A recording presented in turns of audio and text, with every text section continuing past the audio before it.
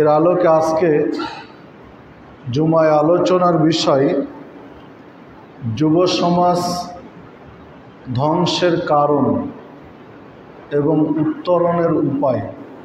অতঃপর দরুদ ও সালাম বর্ষিত হোক সর্বকালের সর্বশ্রেষ্ঠ মহামানব সৈয়দুল মুরসালিন খাতামুন নবীন রহমাতুল্লিল আলামিন নবী মুহাম্মদ রাসূলুল্লাহ সাল্লাল্লাহু আলাইহি ওয়াসাল্লামের প্রতি।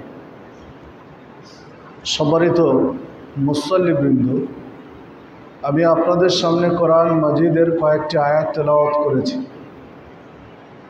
রাসূলুল্লাহ সাল্লাল্লাহু আলাইহি ওয়াসাল্লামের মুখনিসৃত বাণীর মধ্য হতে দুটি হাদিস পেশ করেছি। এর আলোকে আজকে জুমায় আলোচনার বিষয় যুব সমাজ ধ্বংসের কারণ এবং উত্তরণের উপায়। বর্তমান সময়ে তরুণ যুব সমাজ,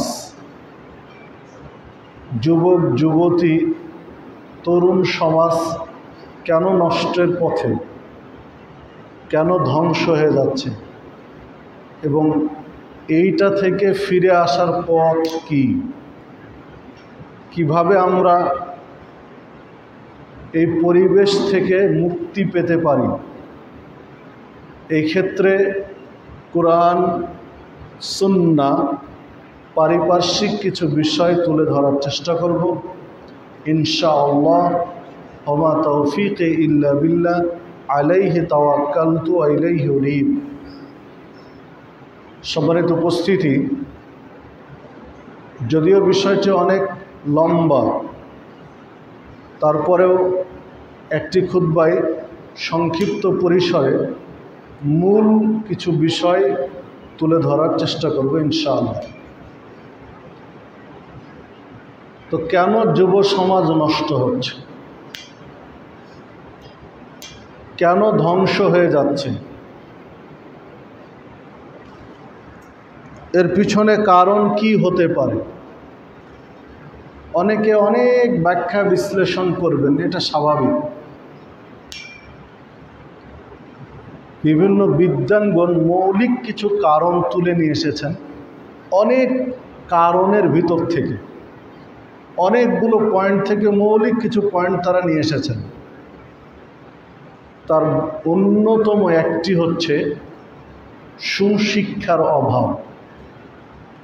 যুব সমাজ নষ্টের মৌলিক একটা কারণ হচ্ছে সুশিক্ষার অভাব। শিক্ষার অভাব এটা নয়, সুশিক্ষার অভাব। বর্তমান সময়ে শিক্ষার হার অনেক বেশি। এখন থেকে 40 বছর আগের পরিবেশ যদি চিন্তা করেন, আমাদের এই দেশ, এই মাতৃভূমি বাংলাদেশে, তাহলে 40 বছর আগে, 50 বছর আগে শিক্ষিত মানুষের অবস্থান যা ছিল, বর্তমান সময়ে আনুপাতিক হারে অনেক বেশি, তার চেয়ে অনেক বেশি, আশাতীত বেশি। কিন্তু পরিবেশগত বিষয় যদি বলেন, মানবতা, যাকে মানবতা বলা হয়, এই মানবতার দিক, মানবিক দিকগুলো যদি তুলে ধরেন, তাহলে 40 বছর আগের আর এখনকার পরিবেশ অনেক নোংরা, অনেক খারাপের দিকে। মানবতা, মানবিক দিকগুলো একেবারে অনুপস্থিত বললে ভুল হবে না। 40 বছর 50 বছর আগে যদি মানুষের মধ্যে মানবতা, মানবিক সাইডগুলো 70% থাকতো, এখন হয়তো বা 30-40% মিলানো কঠিন আছে। তাদের শিক্ষা কম ছিল, কিন্তু সুশিক্ষা ছিল তাদের ভিতরে, মানবিক দিকগুলো ছিল। আর এখন শিক্ষার হার বেড়েছে কিন্তু মানবিক দিকগুলো নেই। উদাহরণ হিসাবে যদি আপনি ধরেন, তাহলে এই যে বিভিন্ন সামাজিক যোগাযোগ মাধ্যমগুলো এখন সারা দেশ, কেন গোটা বিশ্বকে হাতের মুঠোয় নিয়ে চলে এসেছে। গোটা পৃথিবী এখন আপনার আমার হাতের মুঠোয়। তো সামাজিক যোগাযোগ মাধ্যমগুলোতে বেশ কিছু চিত্র মাঝে মাঝেই ফুটে ওঠে। দেখেন, একজন মানুষ নির্যাতনের শিকার হয়েছে, 2-3 জন সেটা লাইভ ভিডিও দিচ্ছে, অথচ তাকে নির্যাতিত মানুষটিকে, মাজলুম মানুষটিকে একটু সহযোগিতা করবে জুলুম থেকে বাঁচার জন্য, এইটা নেই। আছে কোনটা? ওটা লাইভ ভিডিও প্রচার করার এইটা চিন্তা আছে, যেটা 40 বছর আগে ছিল না। একজন মানুষ সমস্যায় পড়েছে, নির্যাতিত হচ্ছে, 5টা মানুষ এগিয়ে গেছে, কিন্তু এখন নেই। আমাদের দেশের রাজধানী ঢাকা, শুধু রাজধানী ঢাকা নয়, প্রত্যেকটা বড় বড় শহরের চিত্র একই, প্রত্যেকটা বিভাগীয় শহরের, কোনো কোনো জেলা শহরের চিত্র একই। ছিনতাই, ডাকাতি, খুন খারাপি রাস্তার মধ্যে হচ্ছে, শত শত মানুষ হেঁটে যাচ্ছে, কেউ খেয়াল করছে না, শুধু নিজেকে নিয়ে ব্যস্ত। কিন্তু শিক্ষার হার অনেক বেশি। তাহলে এই শিক্ষা দিয়ে কী করবেন আপনি? এই শিক্ষা দিয়ে আপনি কী করবেন? সম্মানিত উপস্থিতি, যদি চিন্তা করেন, আল্লাহ রাব্বুল আলামিন আমাদের যে দেশ আমাদেরকে দিয়েছেন, এই দেশের মানুষ সুস্থভাবে সঠিকভাবে বেঁচে থাকার মতো পর্যাপ্ত উপকরণ দিয়েছেন। যা কিছু প্রয়োজন মানুষের জীবন ধারণের জন্য, জরুরি প্রয়োজন, এই জাতীয় সব কিছু আল্লাহ রাব্বুল আলামিন আমাদেরকে দিয়েছেন। আলহামদুলিল্লাহ, প্রয়োজনে প্রায় সব কিছুই দিয়েছেন, কিন্তু এগুলোর সুষ্ঠু ব্যবহার না থাকার কারণে আমাদের প্রয়োজন মাফিক জিনিস আমরা পাই না। কেন? এগুলো সুষ্ঠু ব্যবহার নেই।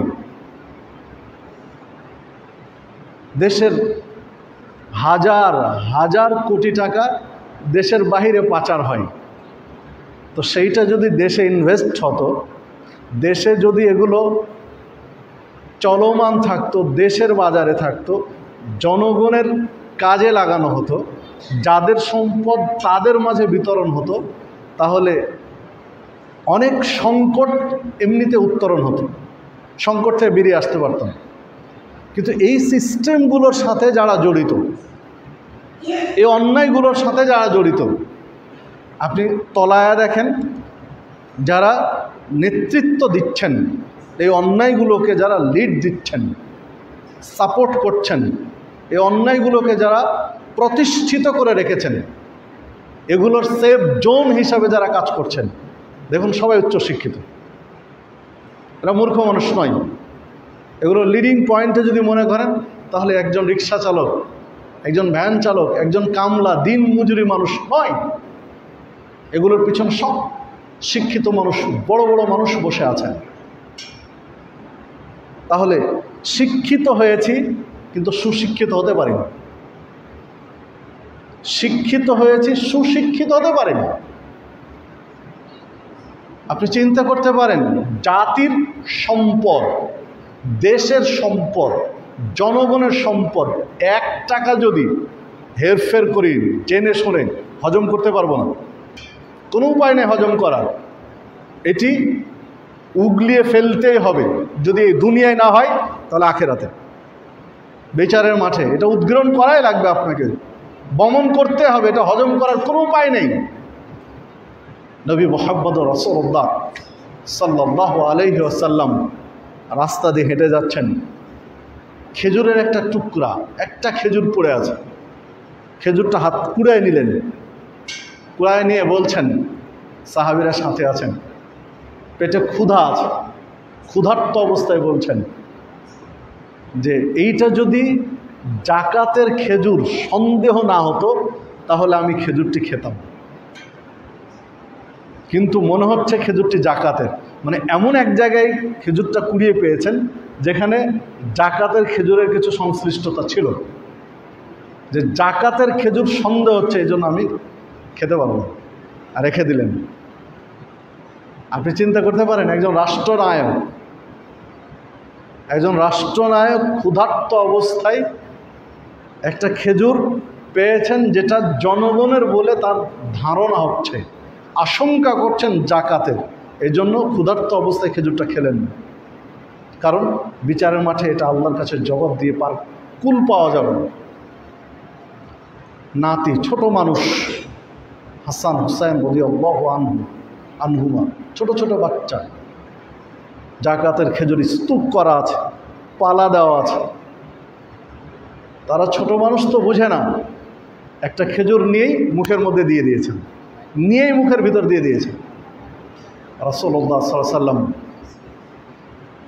নাতিকে বলছেন, মানে ফেলে দাও মুখ থেকে, জানো না এটা জাকাতের খেজুর? এটা ছোট অবুঝ বাচ্চা, জাতির সম্পদ, রাষ্ট্রের সম্পদ, জাকাতের একটা খেজুর মুখে দিয়ে দিয়েছেন। রাষ্ট্রনায়ক নানা মুখ থেকে বের করে ফেলে দিলেন, চিবাতে সুযোগ দেননি। সম্মানিত উপস্থিতি, আর আমরা এই যুগে উচ্চশিক্ষিত হয়ে বিভিন্ন রাষ্ট্রের বিভিন্ন পর্যায়ে রাষ্ট্রের কর্ণধার হয়ে কি করছি? হাজার হাজার কোটি টাকা, শত কোটি টাকা নয়, হাজার হাজার কোটি টাকা ভোগ করছি, সামান্যতম দ্বিধাবোধ করি না, ভয় করি না। এই সমস্যাটা কোথায়? কারণ সুশিক্ষার অভাব। আমরা শিক্ষিত হয়েছি কিন্তু শিক্ষিত হতে পারি না। যে শিক্ষা দিয়ে নিজের ভবিষ্যৎ নির্ধারণ করতে পারি না, যে শিক্ষা দিয়ে নিজের ভবিষ্যৎ কি হতে পারে, পরকাল কি হতে পারে, এই চেতনা জাগাতে পারি না। এই শিক্ষা দিয়ে কি হবে, নিজের উন্নয়ন কি, নিজের কল্যাণ কি, এটাই অনুধাবন করতে পারি না। এই শিক্ষা দিয়ে জাতির কি কল্যাণ আমি বয়ে নেব? কারণ আমি তো মুসলিম, আমি অমুসলিম নই। তাহলে নিজের কল্যাণটাই তো আমি বুঝি না, তাহলে জাতির কল্যাণ আমি কি বয়ে এনে দেব? সমস্যাটা এইখানে যে আমরা শিক্ষিত হয়েছি কিন্তু সুশিক্ষিত হতে পারিনি। পারবই বা কিভাবে? সুশিক্ষিত হওয়ার শিক্ষাক্ষেত্রে তো অবকাঠামো, শিক্ষার কারিকুলামে তো থাকতে হবে, সেখানেই তো অনুপস্থিত রয়েছে। শিক্ষার কারিকুলামেই সমস্যা রয়েছে, তাহলে আপনি আমি কিভাবে সুশিক্ষিত হব? নৈতিক শিক্ষা আপনি আমি কিভাবে পাব? সম্মানিত উপস্থিতি, দেখুন পৃথিবীর ইতিহাসে বর্তমানে সারা পৃথিবীতে যত বই পুস্তক রয়েছে, জ্ঞান আহরণের যত সোর্স রয়েছে, নিঃসন্দেহে সবচেয়ে অথেন্টিক নির্ভুল সোর্স হচ্ছে আল কোরআন। ১৫০০ বছর আগে আল্লাহ রাব্বুল আলামিন চ্যালেঞ্জ দিয়েছেন পৃথিবীর, সারা পৃথিবীর জ্ঞানীগুণী মহারথীদেরকে, যে এখানে সামান্যতম কোনো ভুল নেই, ন্যূনতম কোনো ভুল নেই, সন্দেহের কোনো অবকাশ নেই। শুরুতেই চ্যালেঞ্জ ছুড়ে দিয়েছেন, যালিকাল কিতাব লা রাইবা ফীহি হুদাল লিল মুত্তাকিন। এটা এমন একটা কিতাব, এমন একটা পথ নির্দেশিকা, পথ প্রদর্শনের জন্য এমন একটি গাইড বুক যাতে সন্দেহের কোনো অবকাশ নেই। হুদাল লিল মুত্তাকিন, যারা মুত্তাকি তাদের জন্য পথ প্রদর্শন করবে এই আল কোরআন। সম্মানিত উপস্থিতি, তাহলে আল কোরআনের শিক্ষা হওয়া দরকার ছিল বাংলাদেশে শিশু শ্রেণী থেকে নিয়ে একদম মাস্টার্স পর্যন্ত প্রত্যেকটা স্তর। এটা নিশ্চিত করা দরকার ছিল, কারণ এটা সবচেয়ে নির্ভুল। কিন্তু যাদের সিলেবাস আমরা পড়ছি, শিক্ষার কারিকুলামে যাদের সিলেবাসগুলো দেওয়া আছে, কোনো ব্যক্তিকে আপনি নির্ভুল বলতে পারবেন?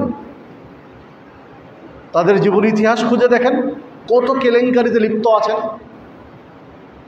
যাদের বই পুস্তক দিয়ে মাস্টার্সের সিলেবাস সাজানো আছে, অনার্সের সিলেবাস সাজানো আছে, এইচএসসির এসএসসির সিলেবাস সাজানো আছে, প্রাইমারি লেভেলের সিলেবাস সাজানো আছে, প্রত্যেকটা লেখকের জীবন ইতিহাস খুঁজে দেখেন কত কেলেঙ্কারিতে যুক্ত আছে। ইল্লা মাশাআল্লাহ। সম্মানিত উপস্থিতি, তাহলে সমস্যা তো আপনার আমার এখানেই। আল্লাহ রাব্বুল আলামিন বলছেন, ইন্নামাল ইলমু ইনদাল্লাহ, সকল জ্ঞানের উৎস আল্লাহর নিকটে। ওয়া আন্নাল্লাহা ক্বাদ আহাতা বিকুল্লি শাইইন ইলমা, সমস্ত জ্ঞান আল্লাহ রাব্বুল আলামিন পরিবেষ্টন করে রেখেছেন। পৃথিবীর সমস্ত জ্ঞান, একেবারে শুরু থেকে শেষ পর্যন্ত সমস্ত জ্ঞান আল্লাহর নিকটে। সেইখান থেকে যতটুকু তিনি চেয়েছেন ততটুকু বান্দার কাছে দিয়েছেন, একেবারে সামান্য একটু দিয়েছেন, পুরো জ্ঞান আল্লাহর কাছে। তো আল্লাহ রাব্বুল আলামিন তার কিছু জ্ঞান দিয়েছেন কোরআন মাজিদে, যা মানুষের কল্যাণের জন্য। তো সেটা আমরা সিলেবাসে আনতে পারিনি, সেটা আমরা সিলেবাসে নিয়ে আসতে পারিনি। যার যদু মধুকার হিন্দু, বৌদ্ধ, খ্রিস্টান, ইহুদি, মুসলিম সবার জগা খিচুড়ি সিলেবাস দিয়ে আপনি আমি জীবন গঠন করেছি। সমস্যা এখানে, যার কারণ শিক্ষিত হয়েছে কিন্তু প্রত্যেকটা স্তরে দেখেন দুর্নীতি মুক্ত করতে পারিনি। অথচ আপনি আমি মুসলিম, প্রত্যেকটা স্তর। যদি একেবারে নামতে নামতে নিচে চলে আসেন, একেবারে এলাকায় চলে আসেন, তাহলে মাদ্রাসাগুলোর অবস্থা দেখেন। কওমি মাদ্রাসা বলেন, চাই আলিয়া মাদ্রাসা বলেন, আরও নিচে আসেন, মসজিদগুলোর অবস্থা দেখেন। মসজিদ নির্মাণ করতে যারা দায়িত্বশীল আছেন, ইল্লা মাশাআল্লাহ, খুব কম মসজিদই পাবেন একদম পারফেক্ট ব্যক্তি।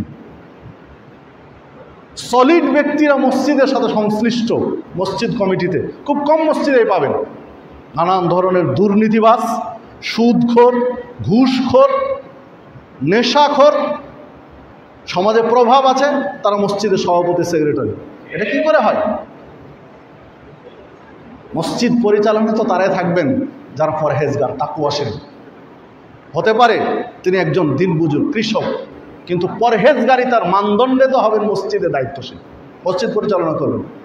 সম্মানিত উপস্থিতি, কারণ আপনার আমার এই শিক্ষার অধঃপতনের কারণে সমস্যাটা ঘটেছে। তো এই থেকে উত্তরণ যদি ঘটাতে চাই, তো নৈতিক শিক্ষা নিশ্চিত করতে হবে। শিক্ষা ব্যবস্থায় নীতি নৈতিকতা আনতে হবে, সুশিক্ষা নিশ্চিত করতে হবে। যদি সুশিক্ষা না পাওয়া যায়, তাহলে আপনাকে আমাকে ফিরে যেতে হবে মাদ্রাসা শিক্ষার দিকে। কোনো উপায় নেই, ফিরে যেতেই হবে। ব্রিটিশ পিরিয়ডে মক্তব ভিত্তিক শিক্ষা ব্যবস্থায় কেন গিয়েছিলেন সেই সময়? তো এখন তো ওই সমস্যা নেই, আলহামদুলিল্লাহ, সবাই মুসলিম। দেশের যারা কর্তা, যারা শাসন করছেন দেশ, অধিকাংশরা মুসলিম। তাহলে এইখান থেকে সমস্যা চিহ্নিত করে সেখান থেকে সমাধান করেন, সমস্যাগুলো সমাধান নিয়ে আসেন, নাহলে বিকল্প রাস্তায় হাঁটুন, কিন্তু সুশিক্ষা নিশ্চিত করুন। নাহলে এই পথ থেকে কোনোদিন বেরিয়ে আসতে পারবো না, সম্ভব হবে না। এই পথ থেকে বেরিয়ে আসা কোনোদিনই সম্ভব হবে না যদি আপনি আমি সুশিক্ষা নিশ্চিত করতে না পারি। দ্বিতীয়ত দেখুন, একটি পয়েন্টের উপরে বেশি কথা বলতে গেলে সময় কুলাবে না। দ্বিতীয় সমস্যা দেখুন, প্রথমত সুশিক্ষার অভাব, দ্বিতীয়ত অধঃপতনের একটা বড় কারণ হলো সহশিক্ষা।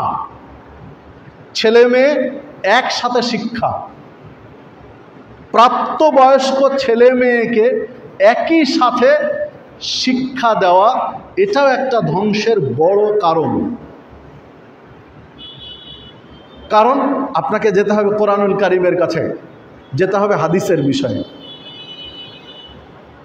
মানব নামক এই যন্ত্রটি যার আবিষ্কার, তিনি হচ্ছেন মহান রব্বুল আলামিন। 3.5 হাতের বডি দিয়ে আপনাকে আমাকে যে পৃথিবীতে পাঠিয়েছেন, যিনি আপনার আমার সব কিছু জানেন, যিনি আপনার আমার অন্তরের খবর জানেন, তিনি হচ্ছেন মহান রব্বুল আলামিন। তিনি আপনাকে আমাকে সৃষ্টি করেছেন। তিনি আপনার আমার চাহিদা, আপনার আমার মন মানসিকতা, আপনার আমার চাওয়া পাওয়া সব কিছুই তিনি জানেন। তিনি ক্যাটালগ দিয়েছেন আপনার আমার জীবন যাপনের জন্য আল কোরআন। তিনি কোরআন মাজিদের মধ্যে স্পষ্ট করেছেন, তিনি স্পষ্ট করে দিয়েছেন কোরআন মাজিদের মধ্যে, ইদা সাআলতুমুহুন্না মাতাআন ফাসআলুহুন্না মিন ওয়ারাই হিজাব। যদি কোনো পুরুষ কোনো নারীর কাছে কোনো প্রয়োজনীয় জিনিস চাইতে হয়, একটা পুরুষ প্রাপ্তবয়স্ক একটা নারীর কাছে কিছু চাওয়ার যদি দরকার হয়, ফাসআলুহুন্না মিন ওয়ারাই হিজাব, তার কাছে যেন পর্দার আড়াল থেকে চায়। এটা আল্লাহ রাব্বুল আলামিন সূরা নিসার 58 নম্বর আয়াতে উল্লেখ করেছেন। যদি নারীর কাছে চাওয়া লাগে কোনো বিষয়, তাহলে চাইতে হবে পর্দার আড়াল থেকে। কেন? যালিকুম আতহারু লিকুলুবিকুম ওয়া কুলুবিহিন্না। এইটা নারী এবং পুরুষ উভয়ের অন্তরকে পবিত্র রাখবে। খারাপ চিন্তা নিজের মধ্যে আসবে না যদি তাদের পরস্পরের সাক্ষাতে কথা না হয়। এটা আল্লাহ রাব্বুল আলামিন বলেছেন। সম্মানিত উপস্থিতি, দেখুন, একটা নারী পুরুষ পরস্পরকে বোঝাপড়া, পরস্পরের প্রতি আকর্ষণ সৃষ্টি হয় কখন থেকে? যখন তারা দুইজন বালেগ হয়, তখন থেকে পরস্পরের আকর্ষণ, পরস্পরের প্রতি দুর্বলতা প্রকাশ পাওয়া শুরু হয়। বিভিন্ন রাষ্ট্র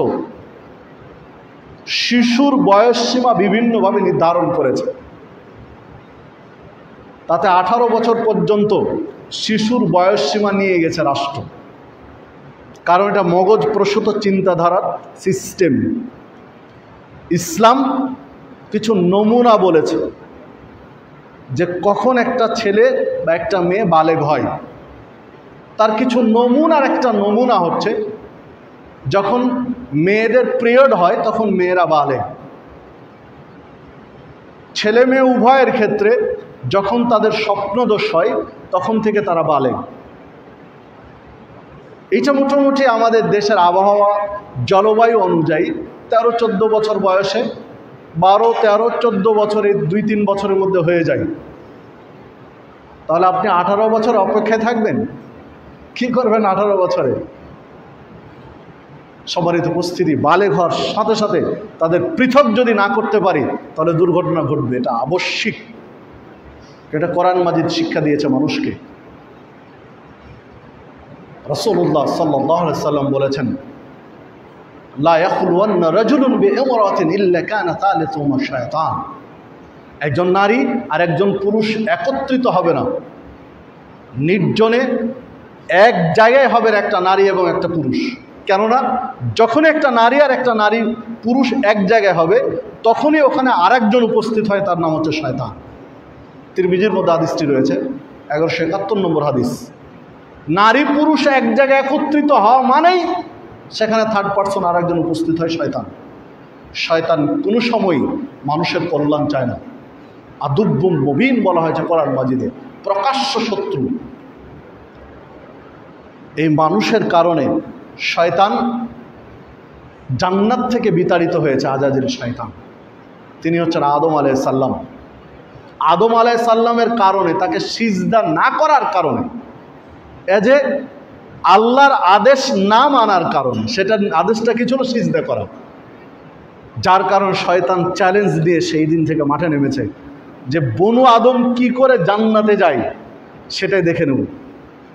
জান্নাত থেকে বনু আদমকে ঠেকাতে হবে, এটাই তার মিশন।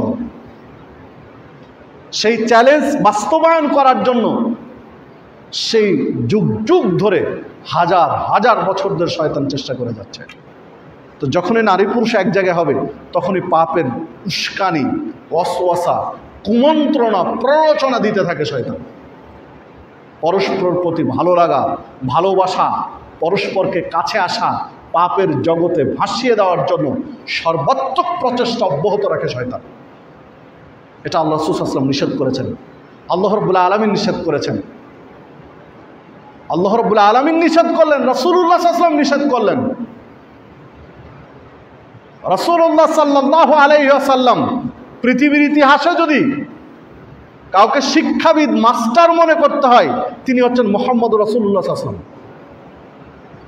শিখতে হবে তার কাছে সমাজ কি করে পরিবর্তন করতে হয়, মানুষকে কি করে কল্যাণের পথে আনতে হয়, এই শিক্ষা তার কাছ থেকে নিতে হবে।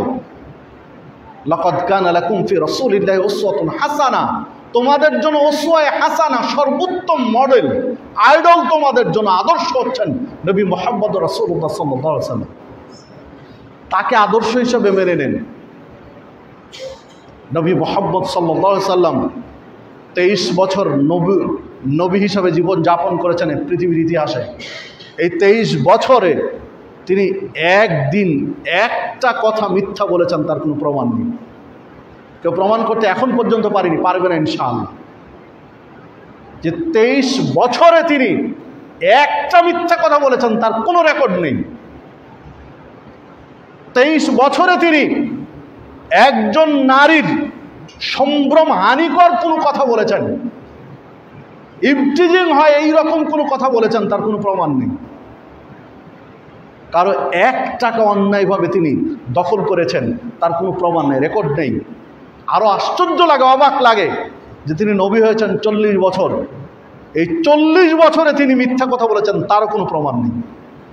কোনো ঐতিহাসিক এখন পর্যন্ত লিখতে পারেনি, প্রমাণ দিতে পারেনি যে তিনি নবী হওয়ার আগে 40 বছরের মধ্যে কোনোদিন মিথ্যা কথা বলেছেন, কোনোদিন অন্যায়ভাবে কারো সম্পদ গ্রাস করে খেয়েছেন, কাউকে অন্যায়ভাবে হত্যা করেছেন, মেরেছেন, তার কোনো প্রমাণ নেই। তো তাকে আইডল হিসাবে গ্রহণ করবেন না তো কাকে করবেন? কার্ল মার্কসকে, লেনিনকে, স্টালিনকে, কাকে? হেগেলকে? যাদের হাত মানুষের রক্তে রঞ্জিত তাকে আপনি আইডল মনে করেন, আদর্শ মনে করেন? আদর্শ যদি মনে করতে হয় নবী মুহাম্মদ রাসূলুল্লাহ সাল্লাল্লাহু আলাইহি ওয়াসাল্লামকে। জীবন পরিবর্তন হয়ে যাবে, জীবন আপনার পরিবর্তন হয়ে যাবে যদি তাকে আইডল হিসেবে গ্রহণ করতে পারেন। সম্মানিত উপস্থিতি, তো তিনি এই শিক্ষা দিয়ে গেলেন যে নারী পুরুষ একত্রিত হবেন, কিন্তু আপনি আমি সহশিক্ষা ব্যবস্থা চালু রেখেছি। প্রাপ্তবয়স্ক একজন ছেলে আর একজন মেয়ে কলেজ লেভেলে, স্কুল লেভেলে, কলেজ লেভেলে, ভার্সিটি লেভেলে, অনার্সে, মাস্টার্সে একসাথে একই রুমে পাশাপাশি বসে পড়াশোনা করবে, তো তাদের অবৈধ সম্পর্ক হবে না তো কাদের হবে? কারণ এই জায়গায় তো আমরাই নিয়ে গেছি যুব সমাজকে, যা ইসলাম সমর্থন করে না। আপনি মানতে পারেন, চাই নাই পারেন, আপনি হাজার যুক্তি খাড়া করতে পারেন, আপনার কাছে লক্ষ কোটি যুক্তি থাকতে পারে যে আধুনিক যুগে এটা কোন ধরনের কথা। জি, এটাই কথা ইসলাম। যতদিন এই পথ থেকে ফিরে আসতে না পারবেন ততদিন সম্ভব নয় এই যুব সমাজকে সঠিক পথে ফিরিয়ে নিয়ে আসা। এটা সম্ভব নয়। 17 বছর, 18 বছর, 19 বছর, 20 বছর, 22 বছরের একজন যুবতী, একজন তরুণী অর্ধনগ্ন পোশাক পরে আপনার পাশে বসে থাকবে, আর আপনি নিজেকে সম্পূর্ণ কন্ট্রোল করবেন। নিজেকে ফেরেশতা মনে করেন? আপনি কি নিজেকে ফেরেশতা মনে করেন? মানবিক চাহিদা দিয়ে আপনাকে সৃষ্টি করা হয়েছে। একটা নারী, উলঙ্গ নারী আপনার সামনে থাকবে, অর্ধনগ্ন নারী আপনার সামনে থাকবে, অথচ আপনার কোনো ফিলিংস হবে না। এটা হতে পারে না, অসম্ভব। এটা তো সৃষ্টি কৌশল আল্লাহ রাব্বুল আলামিনের। এটাকে অস্বীকার করার কোনো যুক্তি নেই। সম্মানিত উপস্থিতি, এই পথ থেকে আপনাকে আমাকে ফিরে আসতে হবে। জি, আবার যারা বেশি বুদ্ধি রাখেন, বুদ্ধিজীবী, তারা উল্টো দিকে কলম ধরবেন, যুক্তি উল্টো দিকে খাড়া করবেন যে ইসলাম নারীদের শিক্ষা নিশ্চিত করেনি বা ইসলাম নারী শিক্ষা বিরোধী। অবরোধবাসিনীর কল্পনা তুলে ধরবেন, মিথ্যা একটা কাহিনী জাতির সামনে তুলে ধরবেন। জি না, ইসলাম নারীদের শিক্ষা নিশ্চিত করেছে। ইসলাম যে ব্যবস্থা 1500 বছর আগে করেছে, তা আধুনিক যুগ এখনও করতে পারেনি। রাষ্ট্রনায়ক নবী মুহাম্মদ রাসূলুল্লাহ সাল্লাল্লাহু আলাইহি সাল্লাম ১৫০০ বছর আগে নারীদের জন্য সাপ্তাহিক দ্বীনি শিক্ষার ব্যবস্থা রেখেছিলেন। স্রেফ নারীদের নিয়েই তিনি আলাদা ক্লাস নিতেন। স্রেফ নারীদের জন্য সপ্তাহে একদিন আলাদা করে বসতেন। যিনি তখনকার যুগে সবচেয়ে বেশি জ্ঞান রাখতেন মুহাম্মদ সাল্লাল্লাহু আলাইহি ওয়াসাল্লাম, দিন সম্পর্কে, ইসলাম সম্পর্কে, সব কিছু বিষয়ে তিনি সময় দিতেন। আপনি দেখেন তো, বাংলাদেশের ইতিহাস খুঁজে নিয়ে আসেন। স্বাধীন হওয়ার পর থেকে আজ পর্যন্ত বাংলাদেশের প্রেসিডেন্ট, বাংলাদেশের প্রধানমন্ত্রী যদি নারী হয়ে থাকেন, তিনি স্রেফ নারীদের জন্য কয়দিন সময় দিয়েছেন? স্রেফ নারীদের জন্য কয়দিন সময় দিয়েছেন? নারীদের অগ্রগতি, উন্নতি, নারীদের অধিকার নিশ্চিত করার জন্য কয়দিন সময় দিয়েছেন তিনি? প্রেসিডেন্ট কয়দিন নারীদের জন্য আলাদা ব্যবস্থা করেছেন, তাদের শিক্ষা দীক্ষা ইত্যাদি? সেই যুগে তিনি করেছিলেন। এত টেকনোলজি, এত কিছু তখন ছিল না, সেই যুগে তিনি করেছেন। আপনি বলবেন নারীদের শিক্ষা ইসলাম নিশ্চিত করেন? জি, অবশ্যই করেছে। তলাবুল ইলমে ফারিদা আলা কুল্লি মুসলিম, প্রত্যেক মুসলিমের জন্য জ্ঞান অর্জন করা ফরজ। এই বাণী যে তিনি দিয়েছেন, এখানে কি নারী পুরুষকে আলাদা করেছেন? যদি মুসলিম নারী হয় তাহলে তার জন্য জ্ঞান অর্জন করা ফরজ, মুসলিম যদি পুরুষ হয় তার জন্য জ্ঞান অর্জন করা ফরজ, উভয়ের জন্যই। কিন্তু মিক্সিং শিক্ষা ব্যবস্থা নয়, সেটা পৃথক হতে হবে, যেটা তিনি করেছিলেন। নারীদের শিক্ষা নিশ্চিত করার জন্য জুমার সালাতে নারীদের ব্যবস্থা করেছিলেন। খুতবার মাধ্যমে যেন তারা ইলম অর্জন করতে পারে, জ্ঞান আহরণ করতে পারে, জুমার সালাতে মসজিদে নারীদের ব্যবস্থা করেছিলেন পৃথকভাবে। ঈদের সালাতে পৃথকভাবে পুরুষের পিছনে নারীদের ব্যবস্থা করে দিয়েছিলেন, সেই যুগে করেছিলেন। তাহলে আপনি বলবেন নারীদের শিক্ষা ব্যবস্থা দেয়নি? জি না, অবশ্যই দিয়েছে। কিন্তু এখনও সম্ভব। বাংলাদেশের যতগুলো ভার্সিটি আছে 2 ভাগে ভাগ করে দিলেই সম্ভব, যে এটা পুরুষদের জন্য, বালকের জন্য, ছেলেদের জন্য, এটা মেয়েদের জন্য করে দিলেই সম্ভব। ঢাকা বিশ্ববিদ্যালয় ছেলেদের জন্য, জাহাঙ্গীরনগর বিশ্ববিদ্যালয় মেয়েদের জন্য। ঢাকা বিশ্ববিদ্যালয়ের ভিসি থেকে ঝাড়ুদার পর্যন্ত হবে ছেলেরা, জাহাঙ্গীরনগর বিশ্ববিদ্যালয়ের ভিসি থেকে ঝাড়ুদার পর্যন্ত হবে মেয়েরা। দেখেন তো নারীদের শিক্ষা নিশ্চিত করা যায় কিনা। যারা নারী চাকরি করতে যায় তাদের চাকরির ব্যবস্থা হয় কিনা। প্রত্যেকটা সেক্টর এভাবে আলাদা করা সম্ভব। কলেজগুলো আলাদা করা সম্ভব, স্কুলগুলো আলাদা করা সম্ভব, গার্মেন্ট সেক্টর আলাদা করা সম্ভব। যারা কর্ম করতে চায় তারা নিরাপদে কর্ম করবে। প্রত্যেকটা সেক্টরে ধর্ষণ হচ্ছে, নীরব কত ব্যভিচার হচ্ছে, তার হিসাব কে রাখে? কয়জন হিসাব আপনি আমি জানি। আপনি উন্নত দেশের দিকে তাকাবেন, আমেরিকার দিকে তাকাবেন, জরিপ দেখেন, স্রেফ ডিফেন্সে আমেরিকান নারীরা সবচেয়ে বেশি যৌন হয় নারীর শিকার হয় পুরুষ ডিফেন্সের পুরুষদের দ্বারা। এটা আমেরিকার রিপোর্ট। আপনি কার দিকে তাকাবেন? তারা তো গোটা পৃথিবীর জন্য মডেল, আইডল মনে করেন। তাদের ইতিহাস খুঁজে দেখেন, তো যেখানে পূর্ণ স্বাধীনতা, নারীদের স্বাধীনতা স্বাধীনতা করে সারাদিন চিল্লিয়ে ফেনা তুলে দিলাম, তো স্বাধীন দেশে নারীদের অবস্থা আপনি দেখেন, অবস্থা কোন দিকে গিয়ে দাঁড়িয়ে আছে। সম্মানিত উপস্থিতি, যেটা বলতে চাচ্ছিলাম, যে দিন শেষে আপনাকে আমাকে ফিরে আসতে হবে কোরআনুল কারিমের নিকটে, কারণ এখানে শান্তি রয়েছে।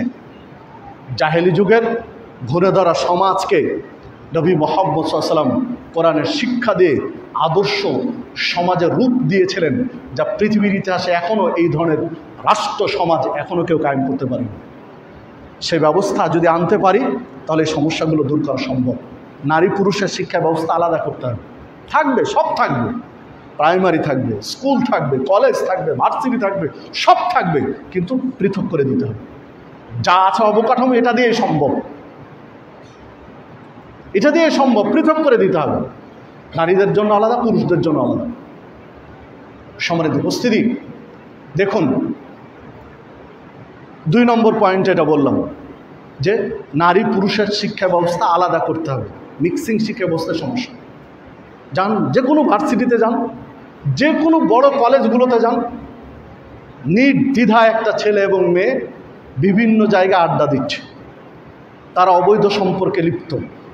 তারা কথিত প্রেমের সম্পর্কে জড়িয়ে আছে। তো এটা তো অপরাধ, কে না জানে এটা অপরাধ। যদি অপরাধী নাই হবে তাহলে যখন ব্রেকআপ হয়ে যাচ্ছে বা কিছু সমস্যা হচ্ছে তখন কেন ধর্ষণের মামলা রুজু হচ্ছে? ধর্ষণের মামলাগুলো কেন আসছে?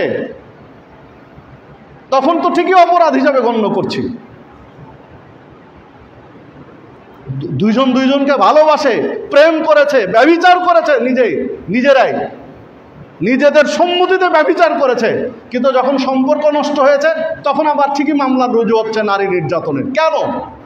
এসব তামাশা জাতীয় সিস্টেম দিয়ে এই জাতির সংশোধন করা সম্ভব নয়। ইসলাম গোড়াতে হাত দিয়েছে। এই যে করোনা করোনা করে চিল্লাচ্ছি, কি করছে? ভ্যাকসিন লাগাচ্ছে। কেন? যেন করোনার ভাইরাস অ্যাটাক না করে। ইসলাম ভ্যাকসিনটাই দিয়েছে, যেসব নোংরামি নষ্টামি যেন না হয়, সেইটা হলো নারী পুরুষকে পৃথক করে দিতে হবে, আলাদা করে দিতে হবে। তৃতীয় বিষয় হিসাবে যদি আমরা বলতে চাই তো বলতে পারি এই যুব সমাজ, তরুণ সমাজ নষ্টের পিছনে বড় একটা কারণ টেকনোলজির অপব্যবহার। আধুনিক যে টেকনোলজি, আধুনিক যে ডিভাইস, এই ডিভাইসগুলোর অপব্যবহার তরুণ যুব সমাজ নষ্টের একটা বড় কারণ, অন্যতম একটা কারণ। ডিভাইসগুলো আপনার আমার জন্য অভিশাপ, আমি কথা বলবো না। মোবাইল বলেন, কম্পিউটার বলেন, ল্যাপটপ বলেন বা আইপ্যাড বলেন বা যাই বলেন না কেন, টেকনোলজির যত সাইড রয়েছে এগুলো আপনার আমার জন্য অভিশাপ, কথা নয়, কিন্তু এর ব্যবহারটা অভিশাপে দাঁড় করিয়েছে। ভালো কাজে ব্যবহার না করে আপনি আমি খারাপ কাজে ব্যবহার করছি, এটা হলো বড় একটা সমস্যা। দেখুন, অধিকাংশ তরুণ এবং যুবকরা, অধিকাংশই, এটা আপনারা বড়রা না বুঝলেও যারা তরুণ যুবক রয়েছে, আমাকে বলা লাগবে না ভাই, তোমরাই জরিপ চালিয়ে দেখো।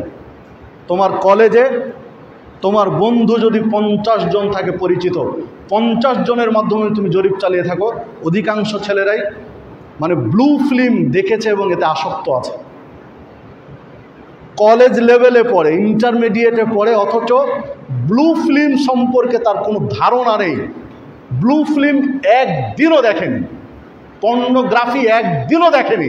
এইরকম 50 জন কলেজ পড়ুয়া ছেলের মধ্যে 5 জন খুঁজে পাওয়া কঠিন আছে।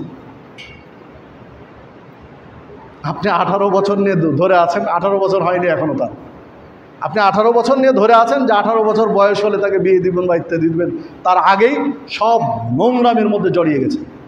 এটা কিসের জন্য? এই ডিভাইসগুলোর অপব্যবহারের জন্য, টেকনোলজির অপব্যবহারের কারণে তারা এই নোংরামিগুলোতে আসক্ত হয়ে পড়েছে।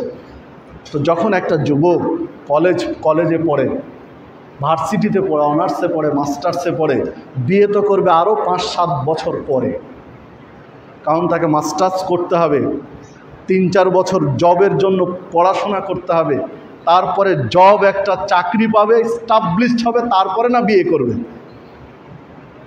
কিন্তু সে স্কুল, হাই স্কুল লেভেল থেকে বা কলেজ লাইফ থেকেই সে ব্লু ফিল্মে আসক্ত, পর্নোগ্রাফিতে আসক্ত, পর্নোগ্রাফি চোখে দেখে। তাহলে এই ছেলেটা কতদিন নিজেকে সামলিয়ে রাখবে? তার বিয়ে তো এখনও 10 বছর, 8 বছর, 7 বছর পরে, চাকরি, পড়াশোনা শেষ, তারপরে চাকরি, তারপরে না বিয়ে। তখনই তার এই জৈবিক চাহিদা পূরণের জন্য অবৈধ পথগুলো বেছে নেয়। এই অবৈধ পথগুলো বেছে নেয়। বর্তমান সময়ে বিয়ে করা যত কঠিন, ব্যভিচার করা তত কঠিন নয়। বিয়ের শর্ত শরায়েত, বিয়ের পিঁড়িতে বসা অনেক কঠিন, অনেক জটিল, কিন্তু অবৈধ সম্পর্কে লিপ্ত হয়ে ব্যভিচার করা একেবারে সহজ, একেবারে মামুলি একটা বিষয়। এই পথগুলো থেকে ফিরে আসতে হবে। তো যাকে যে কথা বলছিলাম, টেকনোলজির অপব্যবহার, এই আধুনিক ডিভাইসগুলোর অপব্যবহার হচ্ছে একটা বড় কারণ, এই যুব সমাজ নষ্টের কারণ। ছেলেরাও এই পথে হাঁটছে, মেয়েরাও এই পথে হাঁটছে, ছেলে মেয়ে উভয়ের অবস্থা একই। ভার্সিটিগুলোর চিত্র যদি দেখেন, তো ভার্সিটির একটা ছাত্র ছাত্রী তারা ক্লাসের বাহিরে ভার্সিটির চত্বরে যেভাবে আড্ডা দেয়, যত ঘনিষ্ঠ হয়ে পাশে বসে যেভাবে আড্ডা দেয়, স্বামী স্ত্রীও বাড়ির বাইরে এত ঘনিষ্ঠ হয়ে বসে থাকে। স্বামী স্ত্রী এত ঘনিষ্ঠ হয়ে বাড়ির বাইরে থাকেন, আর স্টুডেন্টরা যেভাবে থাকে, আপনি কি দিয়ে এই জাতিকে বুঝাবেন? কি দিয়ে আপনি উত্তরণ ঘটাবেন? এর সমস্যা তো সহশিক্ষার কারণে হয়েছে। এই ডিভাইসগুলো দেখে, নাটক দেখে, সিনেমা দেখে, বিভিন্ন ধরনের শর্ট ভিডিও দেখে, পশ্চিমা সংস্কৃতি, অমুসলিমদের, ইহুদি খ্রিস্টানদের যে সংস্কৃতি, সেগুলো দেখে নিজেরা প্র্যাকটিস করে। একটু আধুনিক হতে চাই, নিজেকে আধুনিক করতে গিয়ে সেগুলো প্র্যাকটিস করে তারা। এই পথ থেকে আপনি ফিরাতে না পারলে কিভাবে সম্ভব? এই পথ থেকে ফিরাতে হলে আপনাকে এই আধুনিক ডিভাইসগুলোর সুষ্ঠু ব্যবহার নিশ্চিত করতে হবে। নিশ্চিত করতে হবে। যদি ফোনগুলো ব্যবহার নিশ্চিত করা যায়, অনেক পাপ কমে যাবে যুবক। এটা সম্ভব, অসম্ভব নয় যে নেটওয়ার্কে, বাংলাদেশের নেটওয়ার্কে সকল ধরনের ব্লু ফিল্ম, পর্নোগ্রাফি মুক্ত রাখতে হবে। এটা যদি চেষ্টা করে সরকার, এটা নিশ্চিত করা সম্ভব, অসম্ভব নয়। এই নেটওয়ার্ক সিস্টেম যে কোম্পানিগুলো আছে, তাদের সাথে সিস্টেম করে এটা নিয়ন্ত্রণ করা সম্ভব। কিন্তু এই বিষয়ে কে কার খেয়াল রাখে? এই বিষয়ে মাথা ঘামানোর কিছু নেই। কাকে কি বলবেন? সম্মানিত উপস্থিতি, ক্ষেত পাহারা দেওয়ার জন্য বেড়া দিয়েছেন, বেড়ায় ক্ষেত খাওয়া শুরু করেছে, তখন কে ক্ষেত আর পাহারা দেবে? তো যে কথা বলছিলাম, যে আপনাকে আমাকে, ছেলে মেয়েগুলোকে এই শিক্ষায় শিক্ষিত করতে হবে যেন এই ডিভাইসগুলোর অপব্যবহার না করে। এখানে টিকে থাকা খুব কঠিন, খুব কঠিন। স্রোতের উল্টো চলা অনেক কঠিন। স্রোত যেদিকে চলছে, স্রোতের দিকে চলা সহজ। সমাজ যেদিকে চলছে, সেদিকে চলা সহজ। সমাজের উল্টো দিকে চলা অনেক কঠিন। ধৈর্য ধরে টিকে থাকতে হবে আপনাকে আমাকে।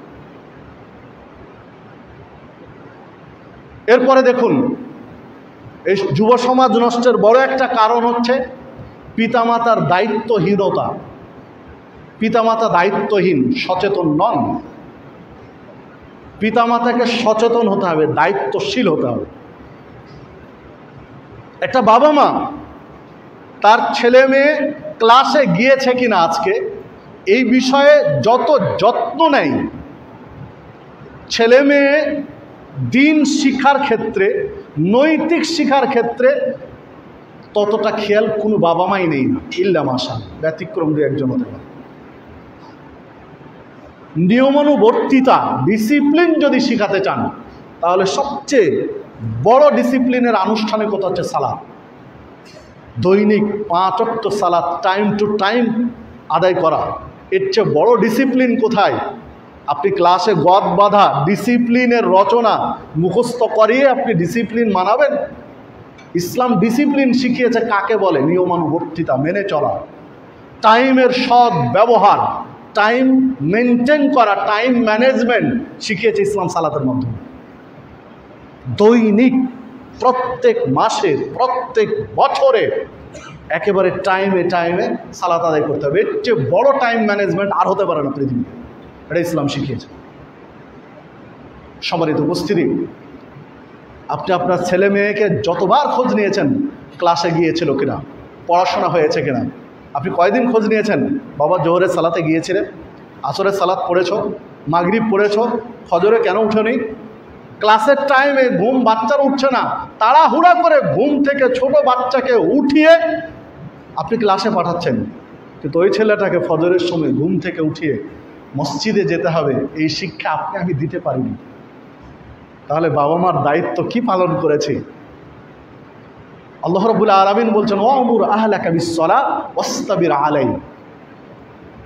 অভিভাবককে বলছেন, দায়িত্বশীল বাবাকে বলছেন, ওয়ামুর আহলাকা বিসসালাহ, তুমি তোমার পরিবারকে সালাতের নির্দেশ দাও, ওয়াসতাবির আলাইহা, এবং নিজে অবিচল থাকো সালাতের উপরে। সূরা তাহা 132 নম্বর আয়াত।